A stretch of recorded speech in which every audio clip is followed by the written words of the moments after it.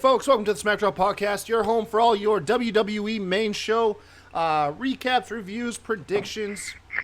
We are your hosts, Kyle, the Kai Tai Show, Mr. Rob Rude, 2 words, you can't see me, and Sebastian, wrestling fan _32.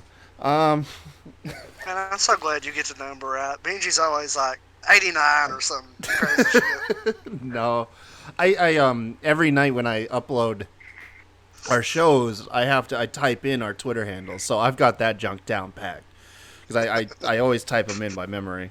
But yeah, hey, thank you guys for joining us on our show.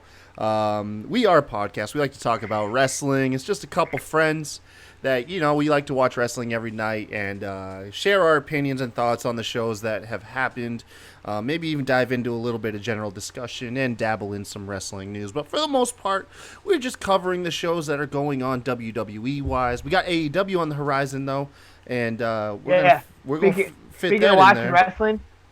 Speaking of watching wrestling every night, we're about to have the Monday Night Wars again, and I'm so fucking excited about it. It's crazy. Not even funny. Let's Wednesday Night Wars, Let's man. go.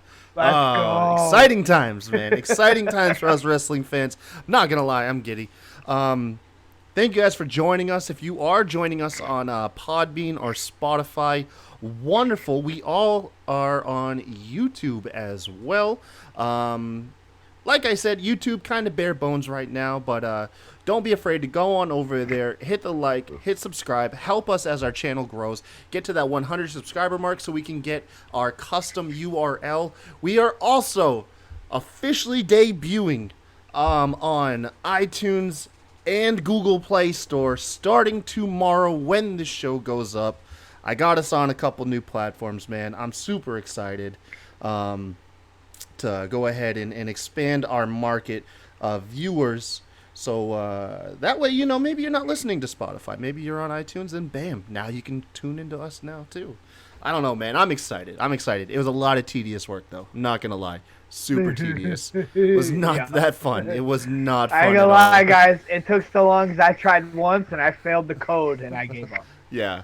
No, it was super complicated. I tried to get on Google Play first, and I couldn't do it, and I'm looking at a whole bunch of tutorials, and they're saying, oh, it's so much easier, just get accepted onto iTunes first, and then you can punch in what this web address iTunes gives you and use that for Google.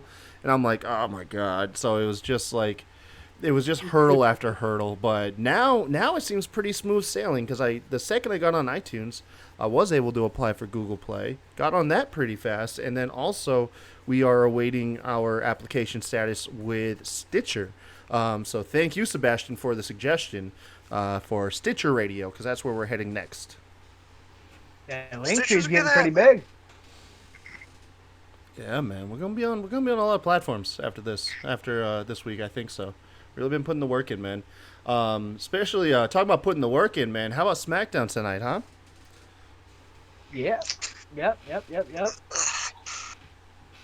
Another good episode. You're a little apprehensive. Another good episode there, Sebastian.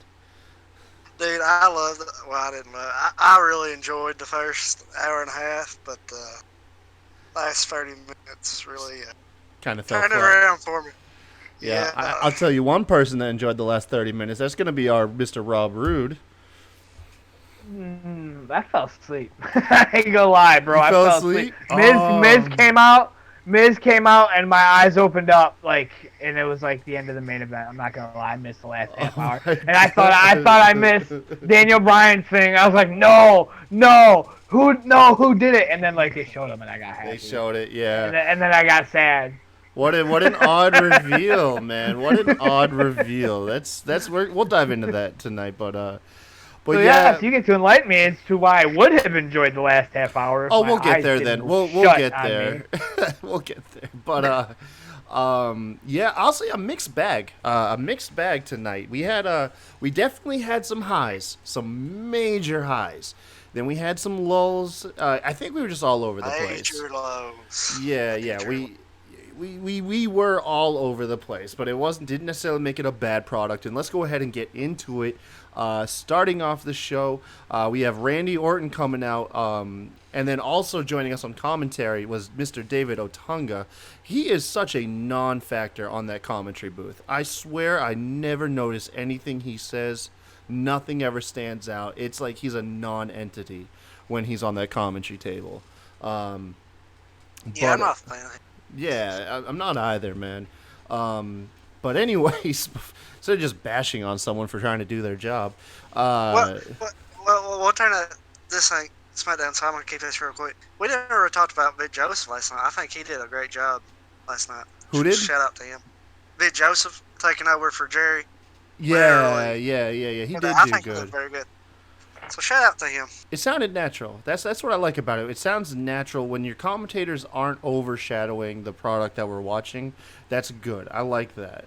It is really good. He makes the match sound important. And, Yeah. like, he just knows what he's talking about. And we don't get to ooh or oh with him.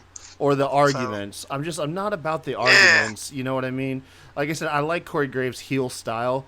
But then, like, when you have a match and all I can remember from the match is the heated argument Corey Graves getting in with Byron Saxton or Renee Young, and then I can't remember the damn match, that's when I'm like, no, man, it's too much. It's too much, okay?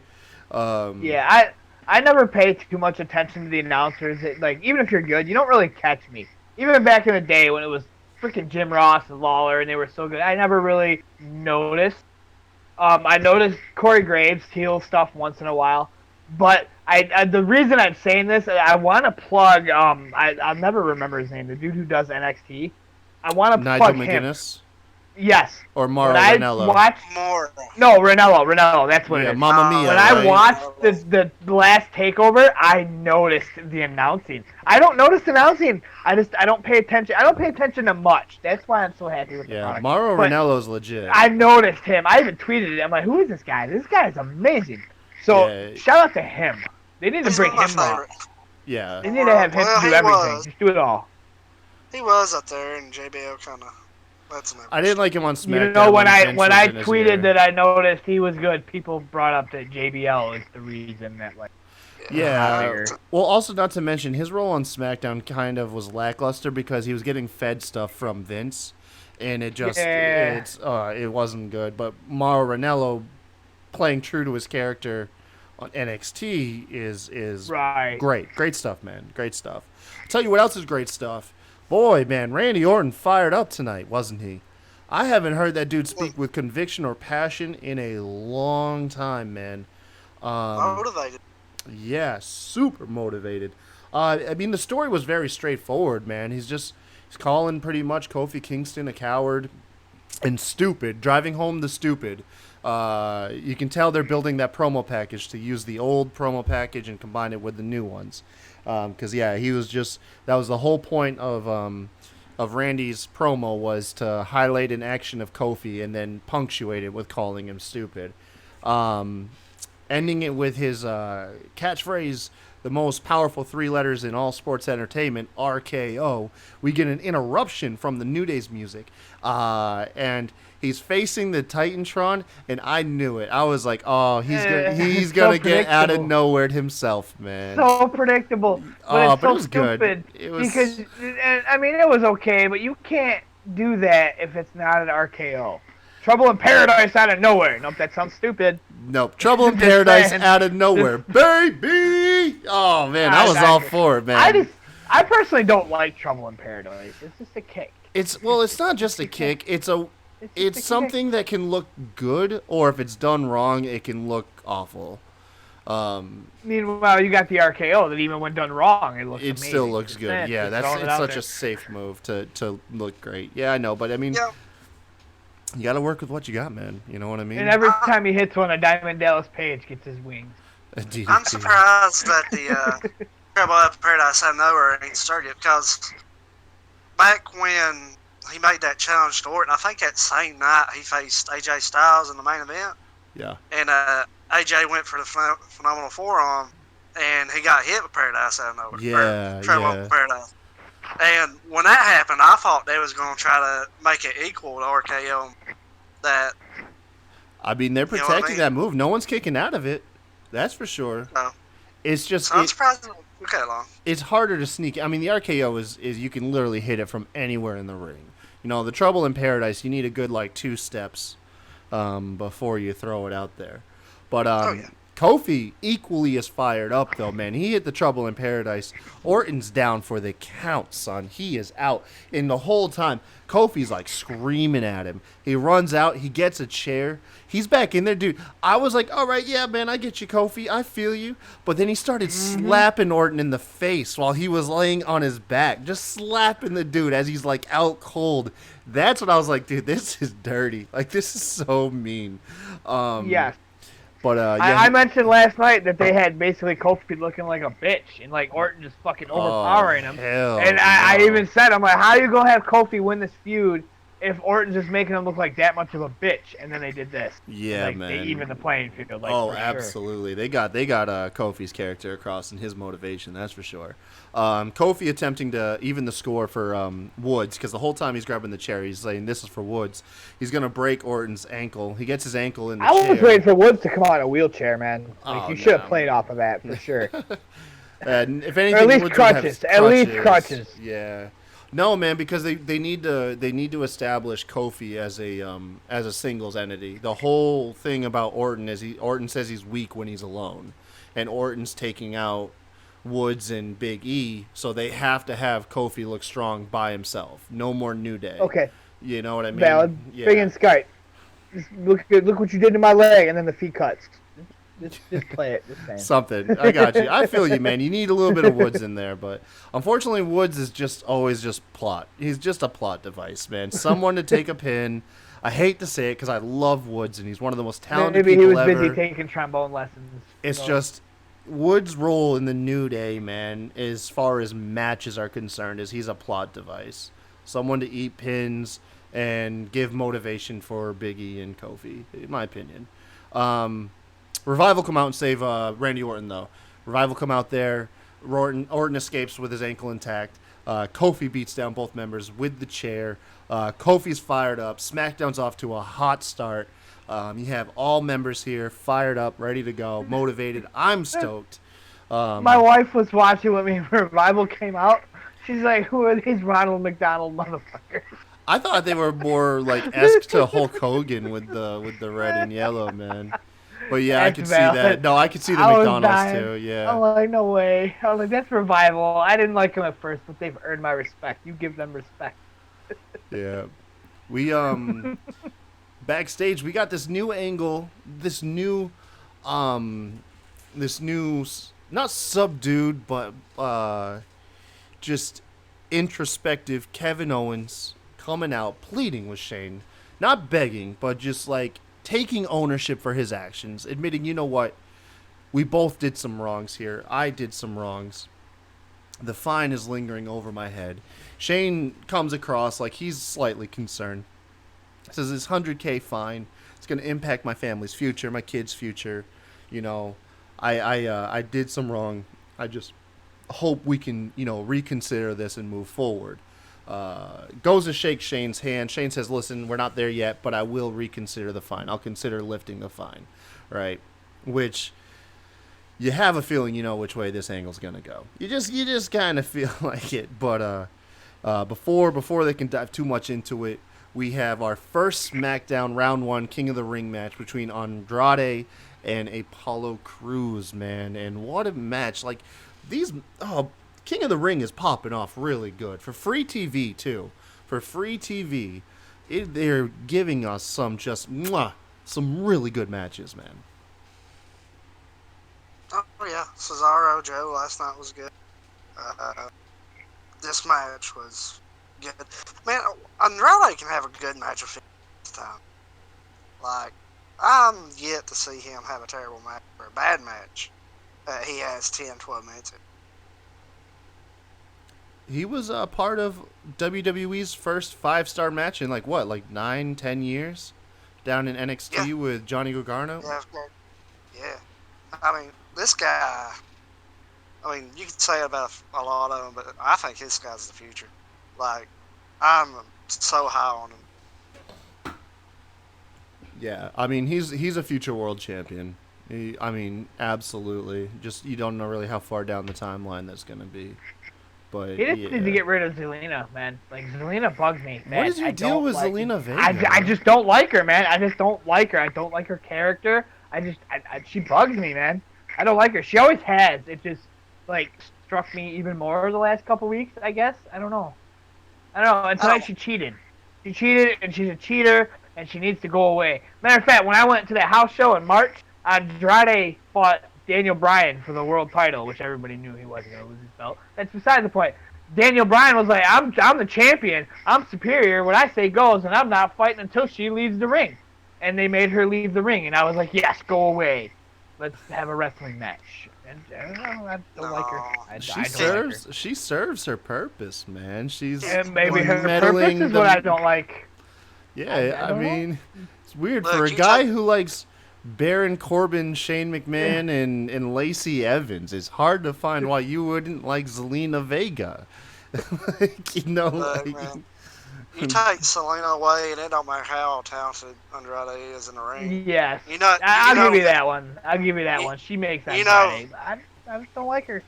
Well, that was man. If you can't drop a promo, then you're not gonna. Yeah, I mean, look what we got later in the night with Shinsuke and Sami Zayn. That's the first time we got Shinsuke on TV, pretty much since he got his belt, and it's because we have a mouthpiece. And I know Rob didn't watch NXT, but that Selena is really, if you watched his NXT story, he was a loser. He lost. Yeah, man. Every single match. He couldn't get a win to save his life. It wasn't until Zelina paired up with him and was like, "We're gonna refocus." Yeah. And he became a beast. He became NXT champion. You know what I mean? Oh, nice. Yeah, like she is a huge contribution to his character and his character's success. Not like his real life success, obviously, but even then, arguably yes, because she speaks English, she can be his mouthpiece and add the character too, because you almost feel like her character and his character are both very similar too. You know what I mean? Unlike how we had gotten Sami Zayn and Shinsuke Nakamura later, that's two different characters but that's different. That's different. And that comes up later. That's gonna come up later in the show. But the match ended with slight interference from Zelina Vega. She provided the distraction, allowed cheater. allowed Andrade to get the hammerlock DDT and go ahead and pin Apollo Crews. Both guys still look great in this match. Apollo looked like he could have won it. They did sell the story that he could have won without Zelina there. You know what I mean? She was just too much for him to overcome with Andrade. Man, if you look at this bracket, Andrade can have the best stretch of matches. Of anyone. You got the Apollo tonight, next round. It don't matter if it's Shelton or Gable. Yeah, Shelton or Gable, they'll put on a crazy match opposite of him. Yeah, and then I would assume either Ollie or Buddy would be in the finals of the SmackDown. To face off, yeah. We'll get to it later, but speaking of Shelton and Gable, I was literally giggling at the sign that he You put would, on the Rob. door. You were such a juvenile, like sense of humor, man. I swear to God. Like, I squinted so hard when he put it on there when they didn't want us to read it yet. I squinted so hard. I'm like, oh my God, that's so great. You have such a juvenile sense of humor, buddy. I love it. Up next, though, was the setup for the main overarching story of the evening.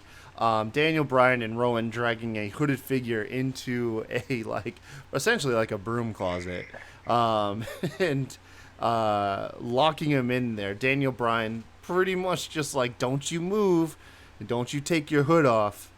And don't get me started. And the guy gets no restraints, and he's like, okay, and he does it. He's just, I'll just chill, You're a bitch, dude. night. I mean, by this point, we could only be like a half hour into the show, right? So that guy sat there at some points during the show unattended for an hour and a half during commercial breaks. Just, oh, it's good. We'll get into it though. We'll get into it because, like I said, it plays part in the end. But essentially, it does set up the evening's match story. Afterwards, we get Elias coming out, playing his guitar, or not coming out, excuse me, walking backstage. This got me. This was the comedy segment of the night, dude. I loved this so much. Elias is playing his guitar backstage, and he spots a hooded figure, and he makes him. Like, he knows what's up, dude. and he unveils that it's a ref, and he says, enough with it. Where is he? And the ref points to a supply crate, essentially. And he opens it up, and Drake Maverick pops out like a Jack in the Box. And Elias Elias is so much bigger than Drake Maverick, because he, like, with two hands just fully wraps his hands around Drake's neck. And, like, Drake can hardly breathe, but he can muster. He's like, I got you now. Like, while he's, like, struggling for air, he's still committed that he's going to get him. Oh, my gosh. It was so wonderful. Elias essentially just subdues him, puts a flyer in his face that says that the 24/7 rule has been postponed so Elias can have his King of the Ring match uninterrupted. Yeah. This is another gripe of mine. They keep suspending it. It's not the 24/7 that's the thing title. It's to get heel heat. Keep suspending it. You got to understand, they're only doing it on the bad guys. They're not going to do it and they may have done it like on I think they did it once with R-Truth, but they're only doing that with the heels because I see why they're doing it. It helps boo the heel. Yeah. Yeah. It's to make people hate Shane, but what they fail to realize is people already hate Shane. Oh my gosh. But He does have nice TVs. Jesus. But Elias essentially chokeslams Drake Maverick back into the crate. Drake pops his head out to get that last little line. So he's like, I just want to consummate my marriage. Like, oh my God, man. Really, you guys are gonna need to see a counselor by the end of this, okay? Listen, man. Listen. If you winning this title is preventing your marriage going into that next level, you got larger issues at hand, my friend. But I'll have to have a live sex celebration. Let's do that, man. Live sex celebration that's how they need to do it, man. They need to do that when Drake gets the belt. Do the Edge and Lita thing all over again. Rob, did you ever see that? You had to have. Nope. You never saw that? Oh my gosh. It was so cringy, but it is what it is, man. They just put a bed in the middle of the ring after Edge won the World Championship, and he announced ahead of time that him and Lita were going to have a live sex celebration. They were going to have sex in the ring in front of a live crowd. And there's just like this awkward strip tease that led to Under the Covers and them like revealing like that they're taking underwear off each other. But apparently Vince told them that they had to really take the underwear off. And at one point they pulled the blanket back a little too far, and you got to see Lita topless live on Raw TV, man. It was really bad. Google. it was bad, bro. Well, I won't get your hopes up. You can't see it that well though because of the lights and shit. But yeah, you see it enough that you're gonna search for it. Right. I mean, like, Lita's my boo. Like, she's my favorite female of all time. I'm just throwing that out there. So I mean, I'm telling you, man. I'm okay with that. It was crazy. Yeah, but yeah, I totally agree with you, man. Live sex celebration. Drake Maverick and his wife. What's his wife's name again? Do you remember? I don't know, but she was. Renee? It is Renee something. It is Maybe? Renee. She was on a pay-per-view Saturday. God, we really need to have a podcast one time of shit that happened back in the day. It wouldn't fly now. Oh, just the worst segments. Val Venus. The top There you go. 20 segments that would not fly in today's PC culture. It's not even a segment. It's a career. Val Venus. There you go. Man. That's one of your answers. That's one. All you have to do is just cover the women's segments of the Attitude Era. Like, that's it. Like, you The Godfather. just take any segment back in the Attitude Era that involved women, put it on a roulette. I promise you, whatever pops up, it still wouldn't fly today. Do you remember the lesbians from like '02? Yeah, the HLA that Eric Bischoff promised us. Hot lesbian action, and then he had Jamal and what's his name? Rosie. Yeah, do the what do you call it? Like the 3-minute or 30-second? 3-minute warning. 3-minute warning. They just two giant Samoans that would just beat down whoever's in the ring in a matter of 3 minutes. That was actually kind of a cool concept. Man, we could honestly have a pretty entertaining episode. Yeah, we'll talk about it some more. We'll talk about it for sure. Having a shoot the shit episode. That's what we call it. Damn, man, lost place. Oh yeah, we're back. Moment of bliss with Charlotte. Dude, the coffee cups had belts. That's all I could focus on after I noticed it. The coffee cups had tag belts on them, man. A belt for my cup. Dude, I want those coffee cups now, man. Yeah, for me and even my wife, wife's dude. like, wow, that's a cool cup. Yeah. Holy cow. That's all I could pay attention to. I'm not going to lie, man. Nikki Cross doing her best Mizdow impression. Nikki Cross didn't have any lines, but I swear she was just as expressive as Alexa Bliss. Because every time Alexa Bliss said something, Nikki Cross was over there with like the silent like facial expressions and motions. Oh, like a hype her man. head. Yep. Yep. Oh my gosh, it's good, dude. I've definitely come around to their tag team for sure. I have. Oh. They're gonna have to do like nah, because they're not gonna get over as much as Kevin Owens and Chris Jericho did. I mean, it'd be crazy if they did. Rob, you missed one of the coolest heel turns, and it was a heel turning heel. That's how crazy it was. It was, you took a guy that you already hated, and he made you hate him 1,000 times more. But Chris Jericho and Kevin Owens were like an odd tag team, but they had insane comedic chemistry. They were perfect, like Rock and Sock 2.0. And then, dude, whenever they had the Festival of Friendship and KO turned on Chris Jericho, it was heartbreaking, bro. Like, it ripped your heart out your chest to see these two guys just to fall out, man. Oh, it was sad. It was so sad. I'm wondering if Nikki and Alexa Bliss can get to that point, because I'm really coming around to them. Like, I really am. I wanted them to flip, but not no more. I want it to go on forever. Keep going. Yeah? Yeah, man. I don't know. But this whole segment was just used to Charlotte to come out and say that even though Bayley's the champ, Charlotte's still the marketable person, which drags Bayley out there. Charlotte issues a title challenge, and Bayley accepts. And as Bayley walks off, she was like, "Oh, Charlotte, one more thing," and then she pushes her out of her chair. That was so amazing. Yeah, it was kind of good. I'm not gonna lie. It was pretty good. The look on Charlotte's face, she's like, "Did that really just happen?" Yeah. I was expecting her like hit her, but she just like pushed her. Like, just no fucks given Bayley is kind of the best, but yeah. Like every few weeks she'll do something like this, and you're like, man, I wish we saw more of that. Yeah, because when she tries to be larger than life, man, it struggles. She needs to be grounded and believable.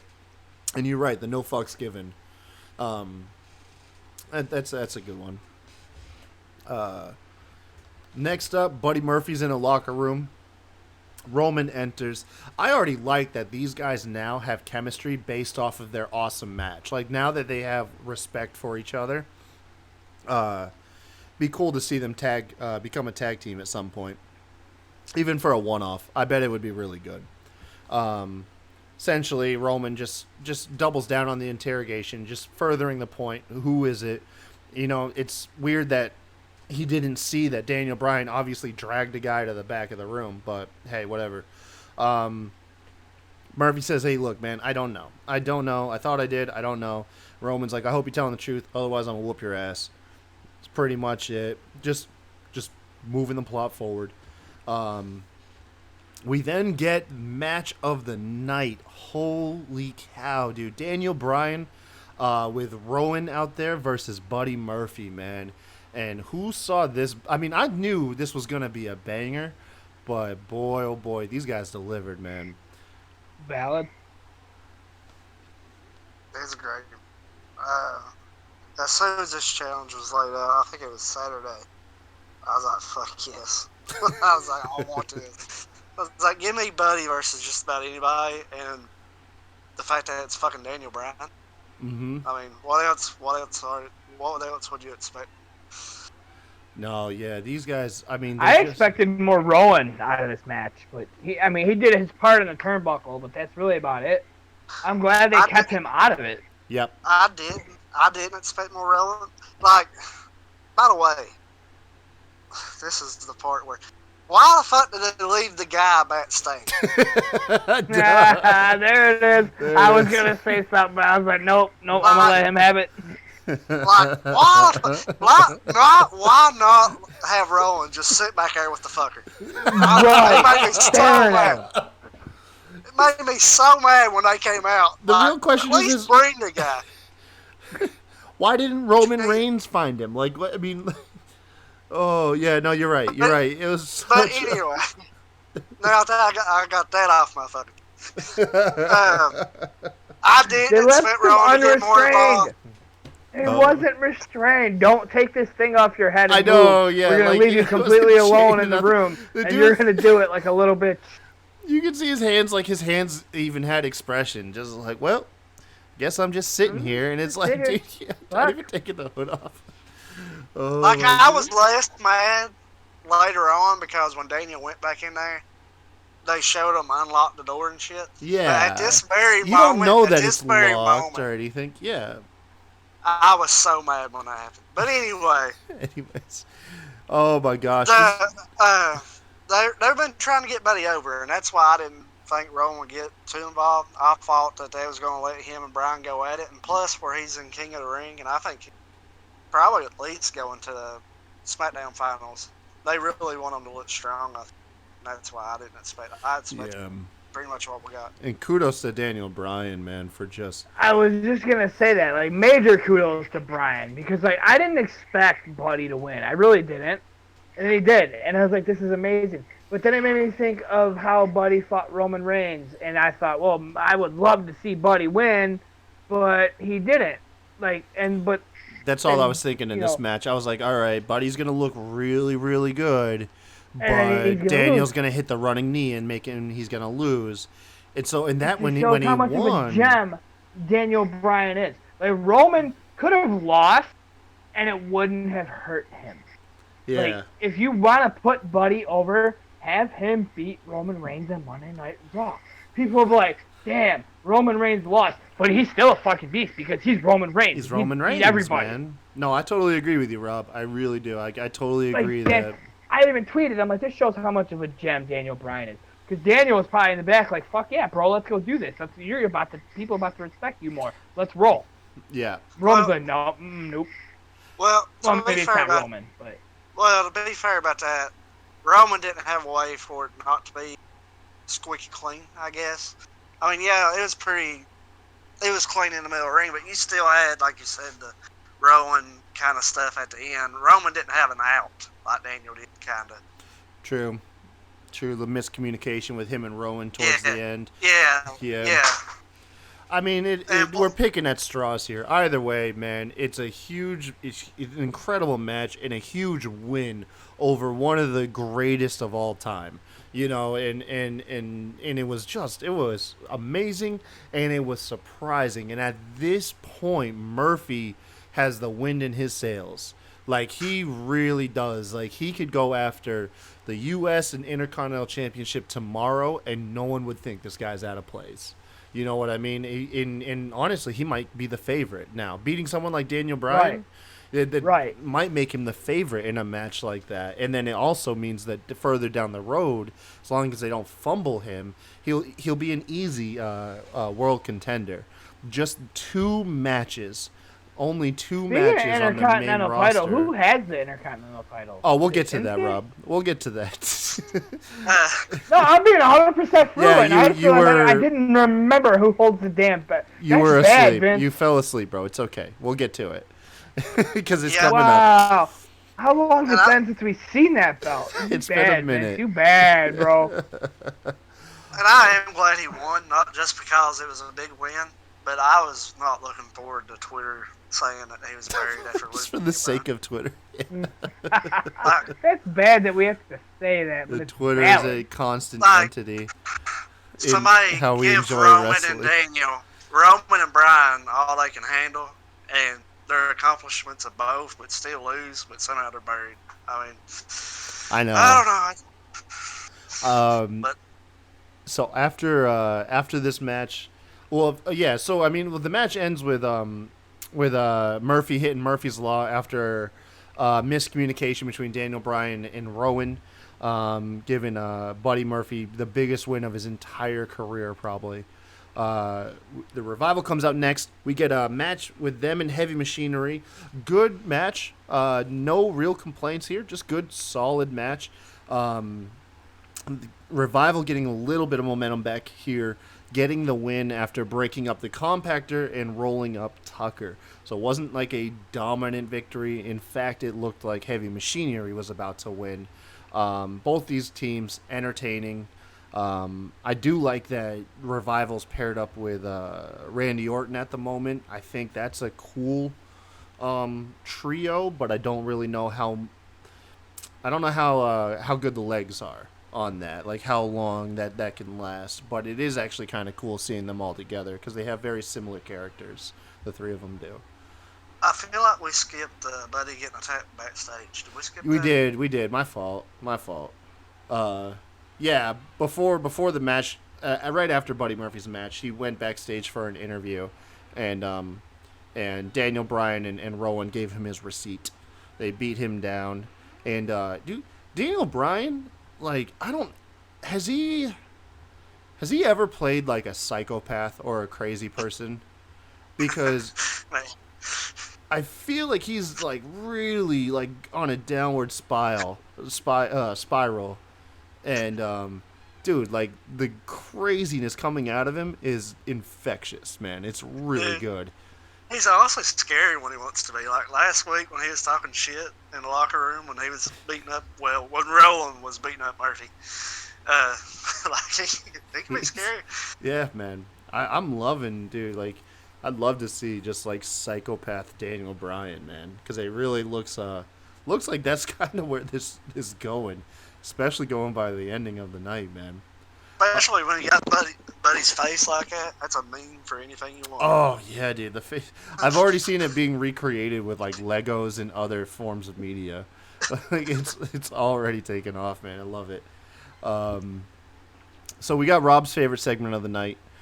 Chad Gable being interviewed backstage. So good. Oh, my gosh. See, this is where me and Rob will never get along because it's the stupidest shit, and Rob fucking loves it. Like, pokes his head out the door, and he sticks a sign on the door that's a good foot above Chad's head that says "must be this tall to participate in the King of the Ring tournament." It's so good. Shame on you, Rob. Shame on you for giving into this juvenile humor.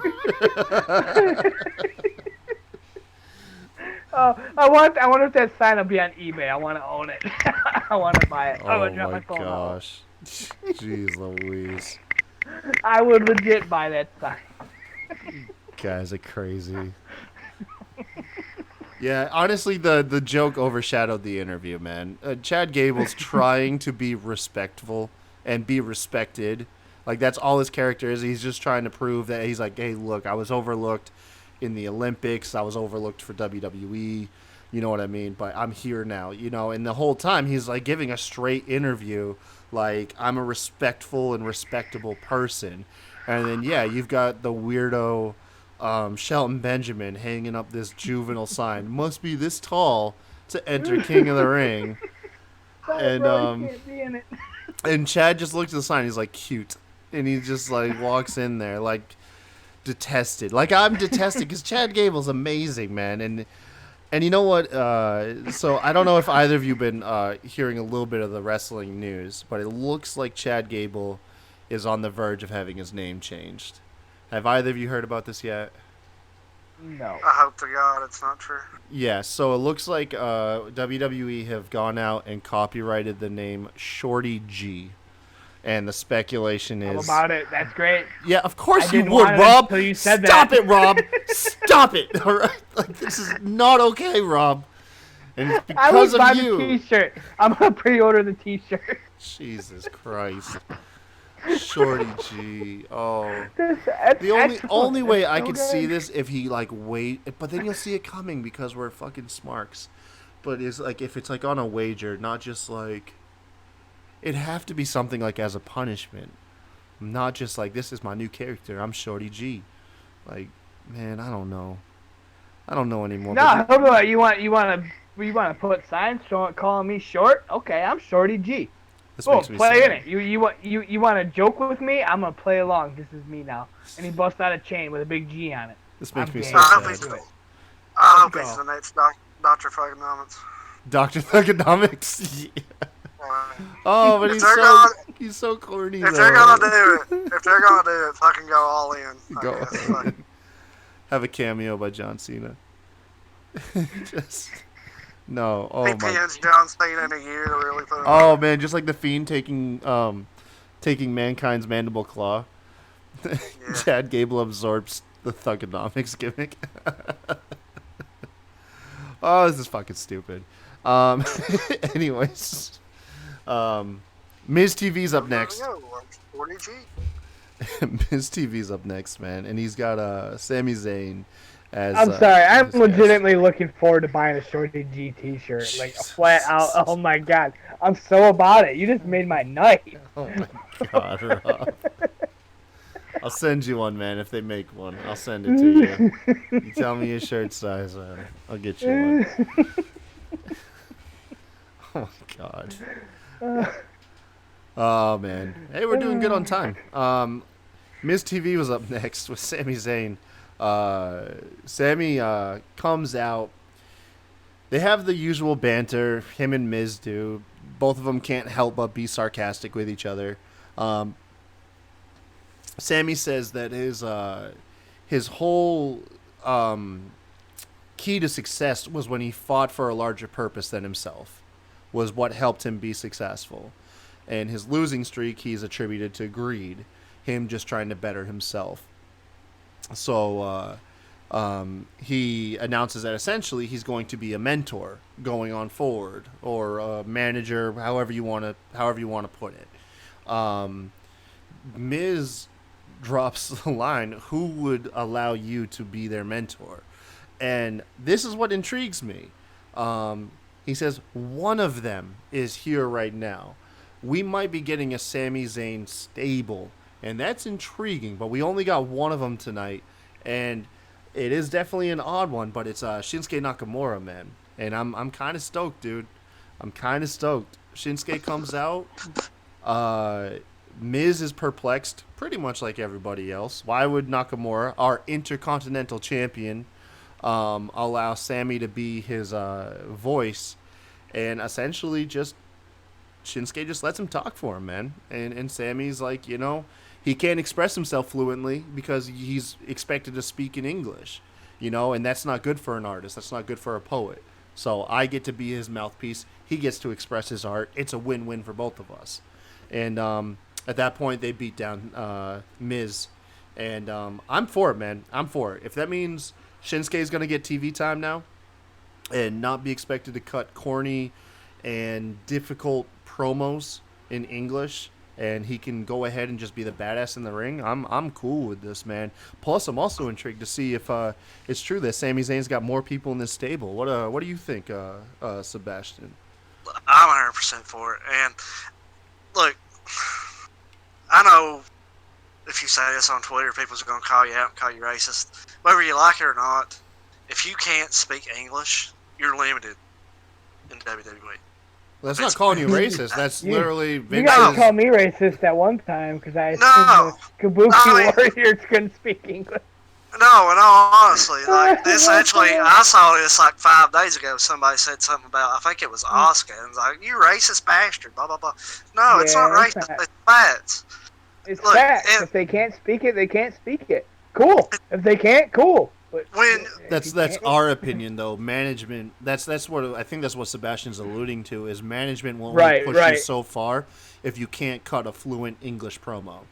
look, But you at the got same five- time, you gotta feel that because people don't want to see people just not talking. Yeah, look, you got 5 Yeah. hours of TV to fill a week. You gotta be able to drop a promo. You gotta be able to fill TV time. Yeah. not just in the ring. And that's the thing. With Shinsuke, it's not in ring. He had the feud with AJ. He's a former U.S. champion. Now he has the Intercontinental Championship. Vince has no problem with Shinsuke's in-ring skills, obviously. They've tried to push it. Yeah. So this is great for Shinsuke. Dude, you know, I really wouldn't care, and I know, like I said, I might be in the minority here, but I mean, I would literally just say, like, let them cut promos and just throw subtitles up, man. Throw subtitles on the Titantron. The promos are obviously going to be predetermined ahead of time. Throw subtitles up, man, and let them cut it in Japanese. Let them cut them in Spanish. Yeah, man, let them. No, I hate subtitles, man.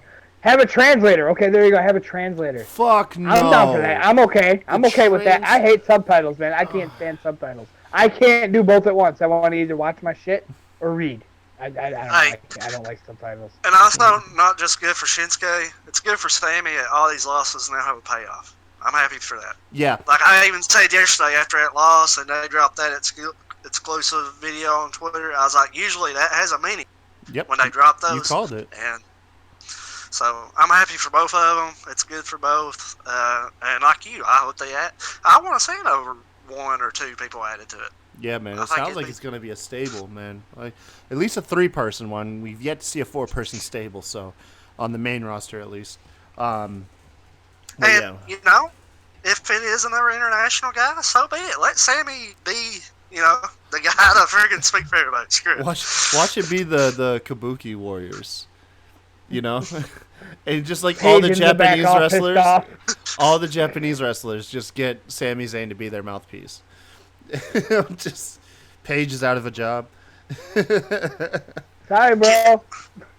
No. I don't know, man. I don't know who I would. I don't know. We'll throw that in the comments section, and I'll throw that in the description. I've been doing that lately. Whenever I post our shows, I throw a question in the description to try and engage. Get more interaction, engagement. But who would you guys like to see join Sami Zayn's newfound stable? Go ahead and let us know in the comments or hit us up on Twitter. Next up, we have Daniel Bryan and Rowan. Quick segment. They go backstage. Shows that the hooded figure's still there. Essentially just like, yeah, we know that that's what's going to be closing the show by this point. Shane backstage calls Kevin Owens in. Shane, seemingly being level-headed, says he's considering lifting the fine. He asks KO to, apologize because KO seems to be trying to be the bigger man too, but he hasn't apologized. KO apologizes. You can tell Kevin Owens is trying to be a bigger person in the scenario and rise up Shane McMahon's constitution. Let's be bigger than this animosity. Let's create a good product and let's benefit each other. Kevin Owens goes out for his match with Elias. That's where the show goes down. Yep, for the fourth first round King of the Ring tournament match. Early into the match, Shane McMahon comes out, and you already know what's going to be happening here. Oh, by the way, before Kevin Owens went out there, Shane did tell him that if Kevin Owens put his hands on another official, he would actually, in fact, double the fine. Or be fired. Or be fired. Yeah, or be fired. As the match keeps going on, towards the end, it spills to the outside as Kevin Owens attempts to attack Elias. Shane puts himself between them and was like, "Hold up, Kevin, hold up," and takes off his jacket, revealing that Shane McMahon is now going to be the referee of the match. About 3/4 of the way through the match, Shane McMahon reveals himself to be the special guest referee. It quickly spills back to the ring. Kevin Owens points Shane out, says, "Watch this," goes to deliver a stunner to Elias. Elias then shoves Kevin Owens towards Shane. Kevin Owens has to stop himself not to inadvertently strike the official. Gets rolled up. He is subjected to yet another fast count. Elias moves on, and I get my first wrong prediction in the King of the Ring tournament. But, Elias is your winner. Kevin Owens is on the outside, perturbed. Obviously, he was duped by Shane yet again. Trying to be the bigger man is not going to work here. Only attempting murder is going to fix your issues, Kevin Owens. I'm letting you know right now in the down low. You're just going to have to take him out Don't break the back. boss's TV, man. Don't break the boss's TV. He's just going to have to hire somebody. They'll usually do it for like $15,000, Kevin. You know? And then it's a lot cheaper than the $100,000, I'll tell you that. I'm sad I missed this. Yeah. Because I like I said earlier, I dozed off and I woke up as like the hooded figure was on the screen. I'm so happy I didn't miss Rob, it. you could hear it in the crowd. This did not garnish the boos. Nothing. This garnished. The crowd was silent. Like they were just like. It really, like so. Some people like Shane McMahon and Baron Corbin as heels because they like to hear the crowd be upset. Some people like them because they think that they're good bad guys and they just want to. Shane's gone so overboard that there's just no reaction. It just people just don't care, and some people are getting enjoyment out of the fact that wrestling fans are not liking wrestling, and that's why they like it. And that's a fucking sick and twisted reason to like somebody. That is killing fandom. Okay, folks. But no, man, the crowd weren't into it, man. The crowd weren't into it. I wasn't feeling like booing them. But at the same time, I got it. You know what I mean? This is the overarching story pushing us towards the I Quit match or the stipulation where Kevin Owens essentially writes Shane McMahon off television. You can't have Kevin Owens go on to win King of the Ring and, retire Shane at the same time. So, this is a necessary evil, I guess. But fucking sucks, man. I would have wrote a different way. Like I shook my head in disgust at this. Nope. This was not for me. I didn't want this shit to come in the King of the Ring. Like this King of the Ring, and hopefully they do it next year. I think this is it though. I think this is the only one where there's meddling. I hope. I really think it is though. I hope so. I think there's no more meddling. I don't believe there will be. God, it was so overbooked. Like. They could have went a different way about this. They could have been like, KO, if you want this fine lifted, then you got to win King of the Ring.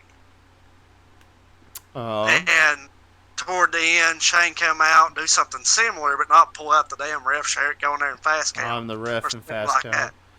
Yeah. Like, there's ways to do this that was not as terrible as the way they did it. Like, this wasn't for But me. then it wouldn't be Shane McMahon. And it is what it is, really. But unfortunately, it was like a 1-2 punch with just what the hell, you guys? Because we only have about 45 seconds left, right, of TV time before we go off the air. Roman Reigns finally figures out the damn room that the hooded figure is in with Daniel Bryan and Eric Rowan. And Daniel Bryan, at this point, he is talking all sorts of crazy. Like, he really is like that meme of the dude from It's Always Sunny in Philadelphia. Whenever you talk about a crazy conspiracy theorist, that is where Daniel Bryan is going at this point. It really feels like he's just that out there. But they unveiled the hooded figure to be an Eric Rowan lookalike. Just some guy. It's just some guy with a red beard. Some random guy. And the acting was so terrible. I mean, the guy wanted to look scared, but he didn't. Kudos to him. I could see him trembling. You know what I mean? I could see the physical acting on his part. But then you look at Roman Reigns, and Roman Reigns is just like, what the hell? I didn't have a problem with Roman because that's exactly what the fuck I'd have done. Just what is this that I'm being subjected to? This is madness. That was the most realistic reaction Roman could have had. No, and Rowan's looking at the guy like he didn't expect it, staring at him like what the. And then you could hear the crowd obviously who's mic'd up, and even the crowd is just like that's it, and then it goes off air. Now the one thing I'll be cool with this. I will be cool with this if it really is leading to Daniel Bryan is just fucking bonkers. Okay, he's the guy who did it, and he's just bonkers. And all of this is just Daniel Bryan and Eric Rowan's bonkers on loose. I don't know how to put it else other than that. I'll be cool with it. Otherwise, this is some weird stuff, man. I was pretty upset myself. I listened to a podcast, just a post show Raw last night, and How dare a you, guy traitor. brought up well, it was Wade Keller. It wasn't like it was Traitor. But he brought up what I brought up was like, how cool would it have been if the Fiend last night would have been in the ring, the lights go out, and then he's behind Jerry, and then he was like, yeah, 2 Fiends. We'll have a Fiend versus Fiend match in the future, kind of like Kane versus Kane. And in my head, I was like, man, thank God we haven't had no doubles like that. That's shit. And then here we are and a day later. I'll be damned 8 hours later on my fucking TV. There's 2 Eric Owens. It's 2 Eric Owens. I was God, man. I was furious. And you know, there were some people on Twitter saying this is Luke Harper. That was Luke Harper? No, that's not Luke Harper. I will say this: like when I looked at it, like from the side, his eyes kind of look Harperish. But I mean, that's a long shot. They did some hell makeup work. Like, I mean, if it turns out, it'd be a way to explain it. Like, yeah, like if it comes out to be Luke Harper, fine. That's fine. I'll accept this shit. But no, this was. All right. I love the fact that there was no words. There was no words. That made it perfect. I didn't have no that made it so awkward. Rob, you are so on your own wavelength. I swear to God. And I'm not calling it wrong. Guess what? I'm happy with the product. No, I appreciate your outlook, man. I don't hate on it. But it's like, when you talk, man, I'm like, man, me and Rob are just on different beats. Like, severely different islands. They bring a sign in that says, beard must be this long to be Eric Rowan. Jesus Christ, Rob. Oh my God. Well, that's our SmackDown, folks. Hey, we got a minute to kill here. Let's go ahead and let's do a little thing here. I got a couple questions lined up for you guys that I've been preparing myself. Let's hear you guys' take. Who first, Rob and Sebastian? Who would y'all like to see be another member to Sami Zayn's little faction here? Rob, I know you're not prepared because you were. I have no idea. Fucking I have sleeping. absolutely no idea whatsoever. Just say someone. You can say the Iron Sheik for all I give a damn. Just give me a name. Eric Rowan's look-alike. Eric Rowan's look-alike. I will jump off my house. I don't want to see that guy on my television ever again. It's like I'd laugh at Rob's like, you know what, man? Fuck, just get Superhuman in there, man. Dude, he got fucked up. I don't want to see video. Superhuman. Yeah, Superhuman got messed up in his last video. He learned a quick lesson about light tubes. That's for sure. Rob, I don't even really follow that guy. It just popped up on my timeline, and I was like, God, that looks bad. Yeah, did you see? Speaking of that, did you see the aftermath? Did you see Ronda Rousey? Oh, and her finger. Almost lost her damn finger. Yeah. That was nasty, man. She said it was like a door or a piece of the stage fell on it. And she said that she thought she jammed it, so she continued with the scene because she didn't look down. Like, meaning it was that quick. It was so quick you couldn't feel it get, like, separated. But that's nasty stuff, man. Yeah, that was good. Who's the Fiend's next rival? Everybody knows my answer. If you don't, then you don't listen to us enough. That's my answer. Aleister Black is Rob's answer. Aleister Black. Yeah. He should have been his first rival. I don't care. Fuck logic. Yeah. Miz. Miz? I can see that. That's just a random name. I honestly I love the fact that they made the Fiend so unpredictable so far that I really don't know. Yeah. No, very true. Very true. You know what? Roman Reigns. You know why? Because they built the Fiend that he already is the badass. I want to see Roman Reigns go down. Look him with Roman Reigns. You can't make the Fiend lose. You know who I want to see him beat? Like, I would, like, legitimately, like, granted, you'd want to save it for, like, a big pay-per-view, but John Cena, man. Because John Cena and That'd be Bray game. Wyatt had a Mania. WrestleMania match that was like a pivotal moment for Bray Wyatt. Everybody who saw that match thought Bray should have won it, but for some reason, it's Super Cena. Cena just had to win it for whatever reason, and Bray arguably never recovered. That was like, you can almost like pinpoint that was the beginning of his decline. Dude, having the Fiend off John Cena, continuing both like his like legend killer and then / avenging that would be no pun intended, but that'd be monstrous. I remember the build to that match. That was honestly a great build. Yeah, he's trying to get But John I Cena don't think to. I answered. I don't think I answered the first one. Did I answer the first one? Oh, the Sami Zayn stable? No. Gosh. I don't know for the men. Because I'm trying to think of guys that's not really good on a mic, but don't have anything.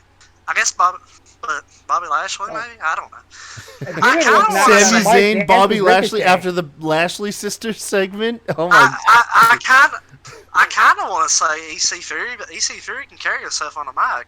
That would be So I that don't would be know. so mean if they did that to EC3.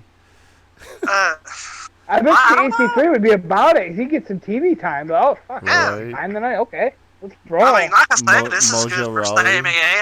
Sammy and Shinsuke. So I mean, it would be But good with for with EC3. Shinsuke being the first guy, it feels like everybody else would have to be killers.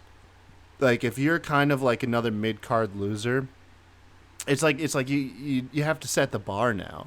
You gotta be a killer, man, to be with I don't know Sami who. Zayn. Like I absolutely Trying to do think of not. like killers I- that aren't on TV. Rusev, maybe. Maybe Rusev. Make Rusev a killer again. Well, he has a lot Somebody- of- Somebody tweeted out, "Have you seen Rusev?" And I asked if you checked Dollar General, and I thought it was a gem. I just wanted to Jesus throw that out. Christ, Rob. That's actually really good. Or they could go to the women's side and surprise and pull out like a Liv Morgan or a Sarah Logan, maybe. Yeah. No, Or a absolutely. Nathan. No, I mean, it doesn't have to be a man. So. you're right. No, absolutely. No, you're very right. Yeah, man. But so what's up next, man? What's up next? We have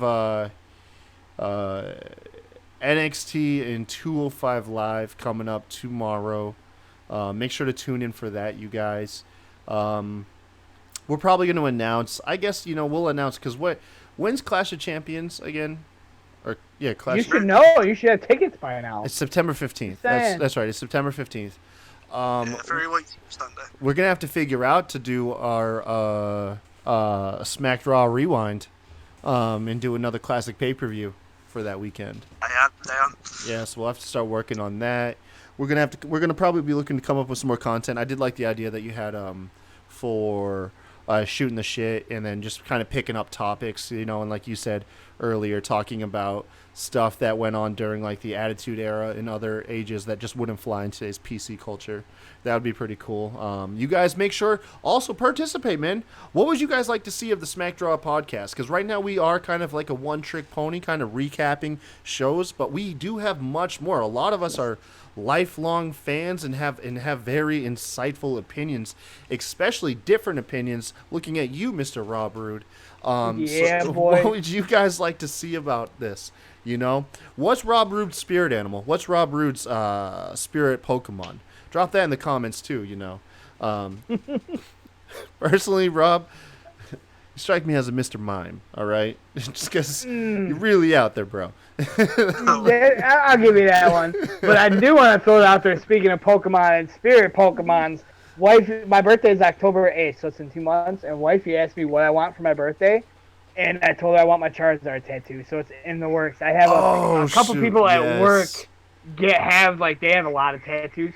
I haven't done it because tattoos are expensive, and I have 4 children, and I buy wrestling, and I buy Pokemon cards.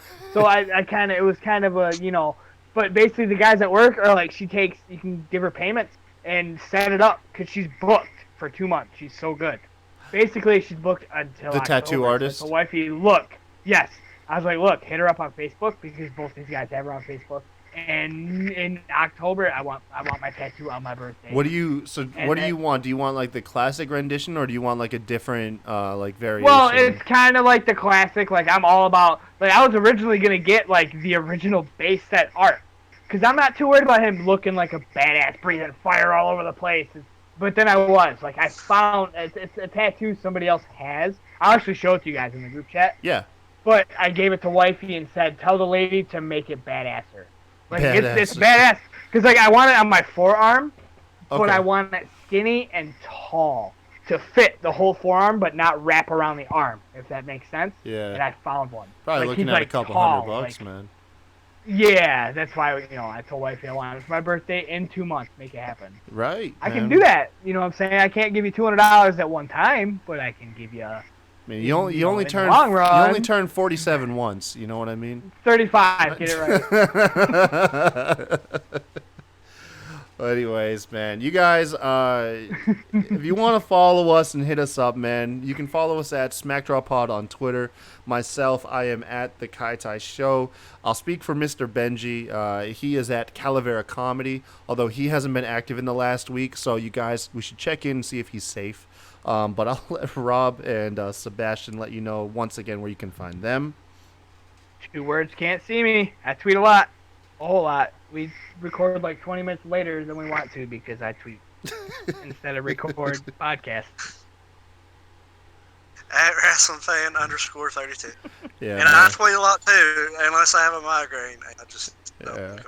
But man, that's our show, man. You all have a great night. Good evening. Bye. Yeah.